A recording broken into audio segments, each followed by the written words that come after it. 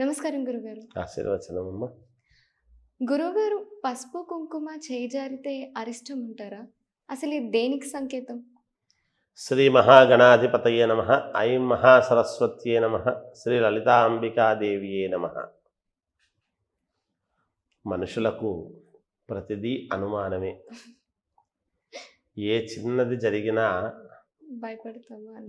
ఏదో ఏమవుతుందో ఏమో, ఏం సంగతో అనుమానాలు ఎక్కువైపోయి ప్రతిదీ కూడా ప్రతిదాన్ని అనుమానంగా ఆలోచన చేయడం, అనుమానంగా చూడటము, మనస్సుకు ఏమవుతుందో ఏమో అనేటువంటి తపన, ఇవన్నీ కూడా ఎక్కువైనాయి నిజానికి. అవును.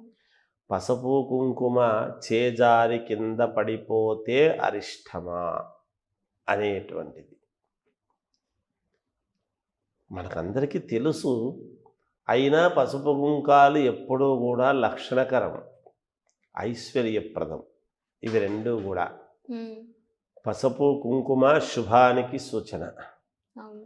ఇంట్లో ఎప్పుడూ కూడా పసుపు కుంకుమలు అనేటువంటివి లక్షణకరము కాబట్టి అవి ఒకవేళ చేజారిపోతే, పొరపాటున పడిపోతే కింద, ఇది అరిష్టమా అనేటువంటిది ఎంత మాత్రము అరిష్టము కాదు.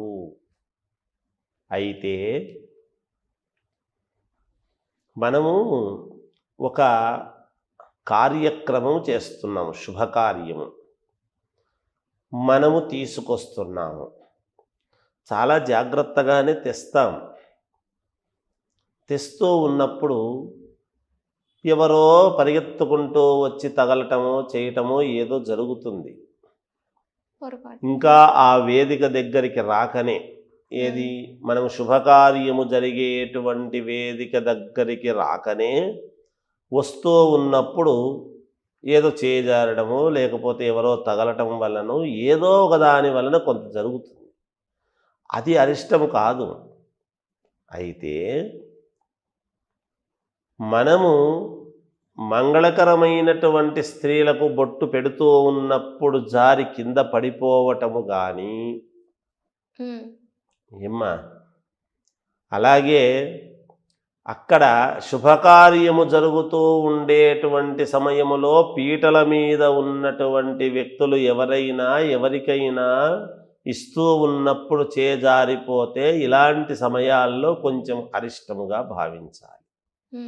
ఊరూరికే మనం ఇంట్లో మామూలుగా పూజ చేసేటువంటి చోట సహజంగా చేజారి కింద పడిపోయింది అని అనంగానే మనం ఇబ్బంది పడక్కర్లేదు.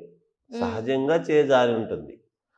ఇంకా ఒకటి చెబుతాను, మనం ఒక వరలక్ష్మి వ్రతము ఏదో ఒక వ్రతం చేస్తున్నాము. ఆ వ్రతము చేస్తూ ఉన్నప్పుడు మరి అమ్మవారి విగ్రహము కానీ, లేదా ఒక కలశము పెట్టి కలశము మీద టెంకాయ పెట్టి, ఆ టెంకాయ మీద ఒక రవిక వస్త్రం అది మనం వేస్తాం.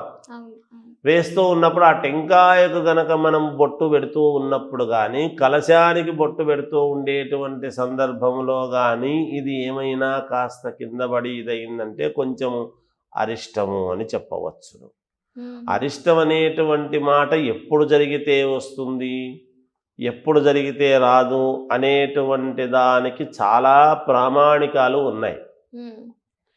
ఊరికే మన ఇంట్లో ఉన్నప్పుడు, మనం ఇంట్లో తిరుగుతూ ఉన్నప్పుడు, చేస్తూ ఉన్నప్పుడు తగిలి కింద పడిపోవడమో, మన చేతుల్లో నుంచి జారి పడిపోవడమో అదేదో జరిగిందంటే కొన్ని కాకతాళీయంగా జరుగుతూ ఉంటాయి. కాబట్టి వాటికి అంతగా మనం ఆలోచన చేసి ఎలాగబ్బా అని మనం తల బద్దలు కొట్టుకొని చేసుకోవాల్సినంతటి అవసరం ఏమీ లేదు.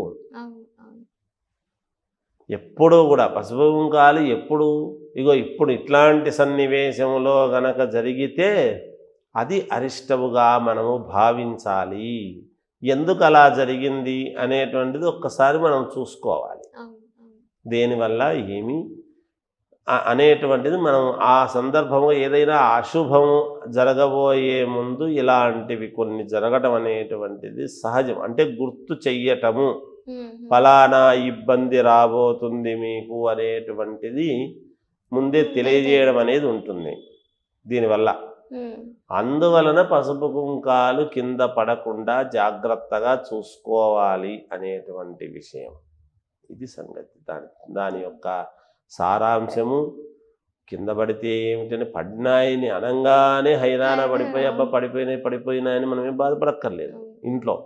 కానీ కొన్ని సన్నివేశాలలో అతి జాగ్రత్తగా తీసుకువెళ్ళాల్సిన అవసరం ఉంది. అందుకనే పాపం బిజినెస్ చేసేటువంటి వాళ్ళు కూడా ఎక్కువ శాతము పూర్వము అంతకుముందు పసుపు కుంకుమ గిన్నెలు అంటే వేరువేరుగా వచ్చాయి, ఇప్పుడు కూడా వేరువేరుగానే వస్తున్నాయి. కానీ షాపు వాళ్ళు ఏం చేస్తున్నారంటే పుణ్యాత్ములు అన్నీ ఒకే దాంట్లో ప్లేటుకు బాగా అతుక్కొని ఉండేట్టుగా పెడుతున్నారు.